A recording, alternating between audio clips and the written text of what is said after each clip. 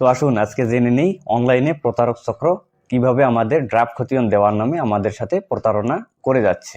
আসসালামু আলাইকুম, তৌহিদ digital land serve office থেকে আমি সার্ভার মোহাম্মদ তৌহিদুল ইসলাম। তো আজকে আমি আপনাদের মাঝে বিশ্লেষণ করব আসলে অনলাইনে যারা ড্রাফট খতিয়ান তুলে দেওয়ার নামে আমাদের সাথে প্রতারণা করতেছে তারা আসলে ড্রাফট খতিয়ানগুলি কিভাবে সংগ্রহ করে এবং কিভাবে আপনাদেরকে দিয়ে থাকে। তো আপনারা স্ক্রিনে এখন যে ড্রাফট খতিয়ানের ব্ল্যাঙ্ক যে খতিয়ানটি দেখতে পাচ্ছেন সেটি হলো বাংলাদেশ ফর্ম নং 5462 সংশোধিত একটি ফর্ম। তো এটি কিন্তু ব্ল্যাঙ্ক দেখতে পাচ্ছেন। তো আমরা যদি নিচে একটু লক্ষ্য করি তো দেখতে পাচ্ছেন এখানে সেটেলমেন্ট প্রেস তেজগাঁও ঢাকা।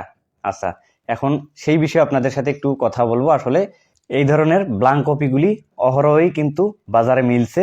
তো তারপর ওনারা এগুলি সংগ্রহ করতেছে এবং ওনারা নিজেই কিন্তু লিখে আপনাদেরকে দিচ্ছে। এখন বলবেন যে আসলে জমির তথ্যগুলি কিভাবে তারা মিলায়।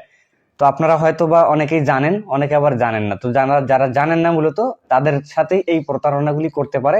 যারা মূলত একটু চালাক বা জানেন, সবকিছু বুঝেন, তারা কিন্তু খুব কমই প্রতারিত হচ্ছেন।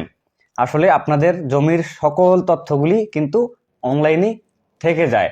তো যখন আপনাদের জরিপ এবং অন্যান্য বিষয়গুলি থানা জেলা এগুলি যখন নেয় যখন আপনাদের খতিয়ান নাম্বারটি নেয়, তো তখন কিন্তু তারা অনলাইনে ePortha.com অথবা আমি যে অ্যাপস দিয়ে ভিডিও বানাইছিলাম, তো এই যে ওয়েবসাইটগুলি আছে এগুলিতে ওনারা চলে যাওয়ার পরে আপনাদের যে খতিয়ানগুলি আছে এগুলি অনলাইন থেকে ওনারা দেখে।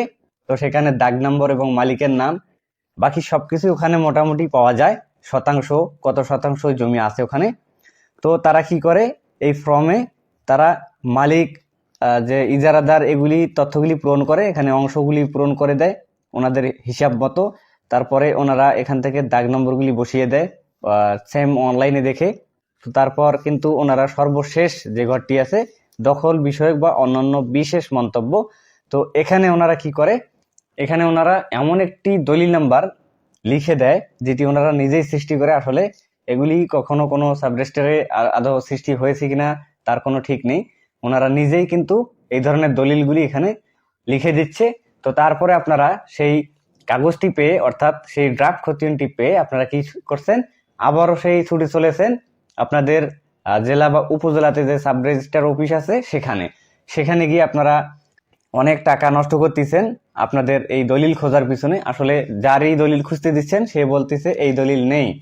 তো আপনারা মনে করছেন যে হয়তোবা ওনারা দিচ্ছে না, বা আপনারা যে অনলাইনে যখন ড্রাফট খতিয়ান নেওয়ার ব্যাপারে আলাপ সালাপ করছিলেন তার আগে তো আপনারা অবশ্যই আপনাদের ওখানে ট্রাই করতেন যে আসলে ড্রাফট খতিয়ানে যেহেতু পাচ্ছি না, তো সেক্ষেত্রে হয়তোবা দলিলও দিচ্ছে না। তো আপনারা কি করতেছেন, একের পর এক লোক পরিবর্তন করে আপনাদের দলিলগুলি কিন্তু খুঁজতেছেন। আসলে ওই দলিলটা আদৌ ওখানে সৃষ্টি হয়নি, বা যদিও বা দলিল নম্বর এবং অন্যান্য সাল যখন মিলে যায় আসলে তখন দেখেন যে আপনার সেই দলিলটি না, অর্থাৎ উনি যে দলিল নাম্বারটি দিয়েছে সেটি আপনার না, সেটি হয়তোবা কোনো না কোনো দলিলের সাথে মিল হচ্ছে, কিন্তু ওখানে দাতা যে গ্রহীতা আছে এগুলি কিন্তু মিলছে না এবং সাং ঠিকানাগুলি মিলছে না। তো তাহলে আজকের এই ভিডিওর যে ফর্মটি আছে এই ফর্মটি আপনারা দেখে হয়তো বুঝতে পারছেন যে প্রতারক চক্র আপনাদের সাথে কিভাবে প্রতারণা করছে। সবকিছু মোটামুটি ক্লিয়ার করার চেষ্টা করলাম। তাই আপনারা যদি আপনাদের জেলা থেকে উঠাতে পারেন এই সমস্ত কাগজপত্রগুলি, তাহলে আপনারা ওখান থেকে উঠানোর ট্রাই করবেন। তাছাড়া আপনারা অনলাইনে কাউকে এই খতিয়ান তোলার নামে টাকা দিয়ে প্রতারিত হবেন না।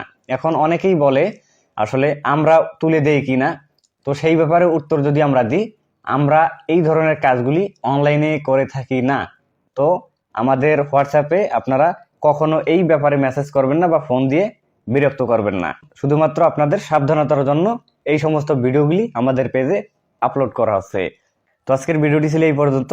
আশা করছি ভিডিওটি আপনাদের অনেক ভালো লেগেছে। ভিডিওটি ভালো লাগলে ভিডিওতে একটি লাইক দিয়ে দিবেন, শেয়ার করে অন্যকে দেখার সুযোগ করে দিবেন। পাশাপাশি আমাদের পেজে নতুন এসে থাকলে অবশ্যই পেজটিকে ফলো করে সাথেই থাকবেন।